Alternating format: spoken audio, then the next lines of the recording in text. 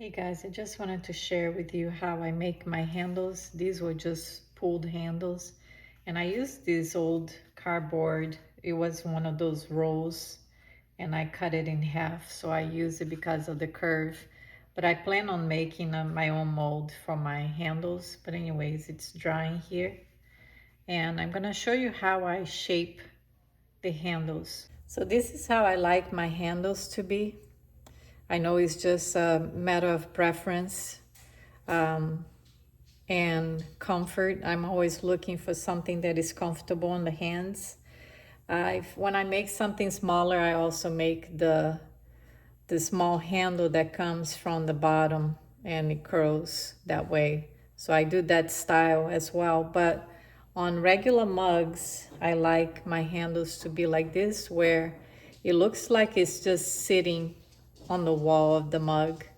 And I like to do the little elevated the end here. It's just a little something that adds to it, like that. And then here, this one I didn't do it, but sometimes I raise this one as well, just a little tip. But the size of the handle to me matters, and either a 3 or 4. If it is a taller, sometimes I make it so it's 4 fingers, but 3 is pretty comfortable. Also, I look at the width and the thickness, because if I make it too thin, then if it doesn't feel right. And I don't like to make it too thick either, because on porcelain, it just adds too much weight, and then a lot of times your rim will deform because of the weight of the handle. So I try to make it light without making it real thin. So this is how I shape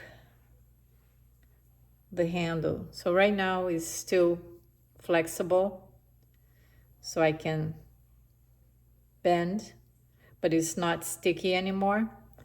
So when I come to here, this will be the top of my handle. So I just pinch and I add a little water. And I might have to cut a little piece, but I just shape it this way. And then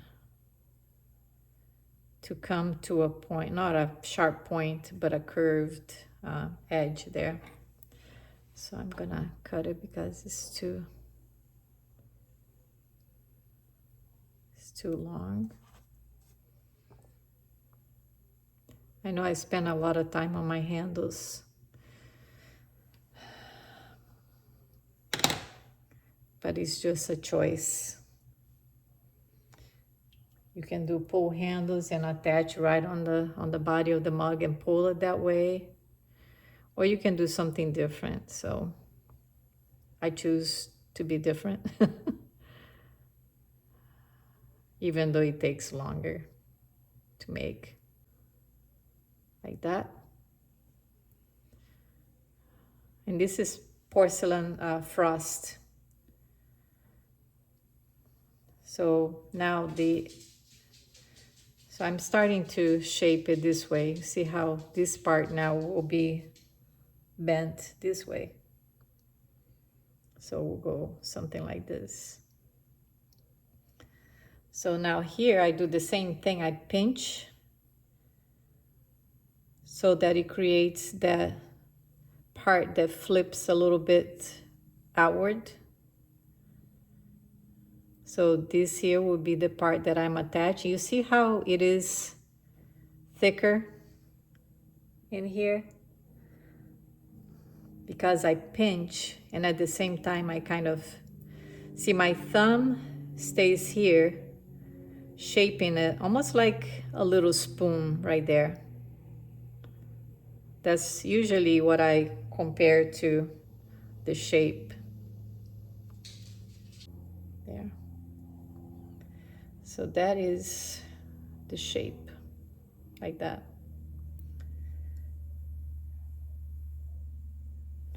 So I'm gonna put it right here so I can use the slip and score my mug. Also, here's another tip. It's not foolproof, but it does help when using drippy glazes. I usually, when I'm trimming my pieces, I leave a little groove right here at the foot. I don't know if you can tell, there is a little groove there. And that is a perfect spot for the glaze to stop. Now, unless it's really, really thick application or you're using a lot of light flux, yeah, nothing will stop that. But as you can see, you see how it dripped in here, but it stopped right there, all around. That's because I did that little groove and it made the glaze stop. And like I said, unless you had something really drippy that comes over, and this was thick. This was a thick application of the lemon frosted lemon, sorry, Mako frosted lemon. But you see how here it also dripped from the handle onto here, but it didn't go over. So most of my mugs, I get lucky that it doesn't go over, and I think it is because of this. I've learned that from Feng Shu, which he makes a lot of drippy glazes, but I took one of his teapots workshop, and he taught me this trick, which I think is very helpful. So now I look at my mug and I try to put the placement, right? I don't like when handles are way over here. Oops. Way over here, because I think it's more comfortable when it's down lower. Also, I dry my mugs facing down because of gravity. It pushes the shape of my handle, it pushes the handle down, which means if you dry like this, the handle will start, the gravity will force this to eventually, not always, but that's why you get cracks sometimes on the joints, is because of the force of gravity pulling your handle this way. Now, if you're attaching this way, you see how it's smaller here and it comes out like this. So now gravity is pushing that in. So I dry my mugs upside down, and that's why I don't like to make it so that it's above the rim. I always try to place it somewhere in the middle. So I just messed up my marking here where I wanted. So I usually do this. You can do it with a pencil too. You can mark it with a pencil where you want it, but because it's wet, I'm just gonna, now I know where my placement is, and I'm going to score and put some slip, which this is just slip that was in my bucket from throwing with porcelain. So I just scoop up some slip that is at the bottom of the bucket. That's all I do. And I usually do more in case I need to kind of move around and see if it is completely straight. The handle. And I probably didn't even need to do this, but I will score and slip these two.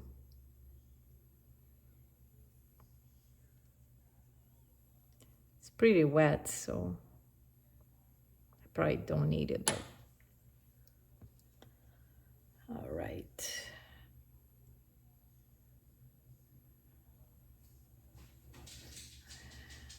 I usually give it a little push and holding my finger inside.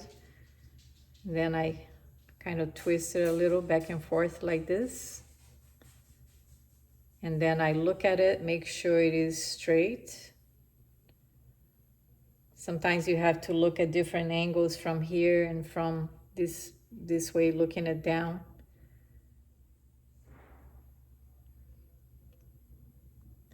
And then you look to see if you're leaving enough space here to grab. Now, I hope you can see still. I'm gonna put it here just because I like to put my hands inside and really push. And then put my hand inside all the way to the ends to support so I'm not deforming the mug. There.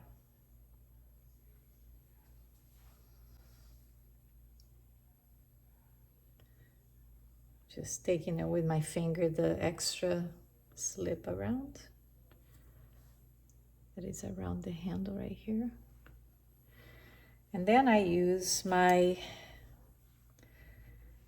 handy dandy rubber tip tool that I got from Amazon, and I'll put the link on the description where I bought it.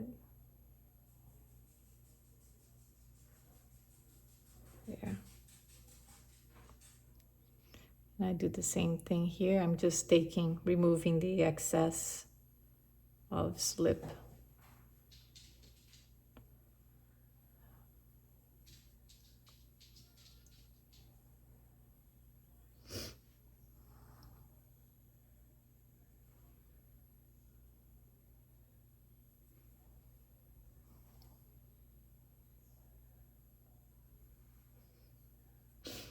This is just another one that I have, which is a little bit harder material than the other one, the white one. So I use both. This one I use to remove some of the clay in places where I want to remove. And there. So when I glaze, this will show the little flip, and this one as well. I'm gonna take a little bit of that clay to be kind of like on an angle. There. So now I just use a little brush just to smooth everything out, and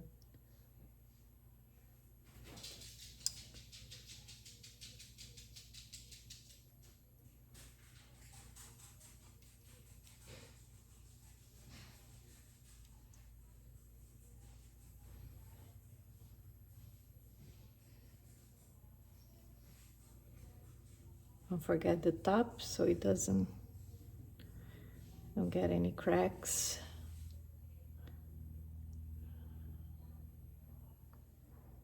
And that's it. This will probably be like a 3-finger handle. And there you have it. This is what it looks like when it's done. Thanks for watching.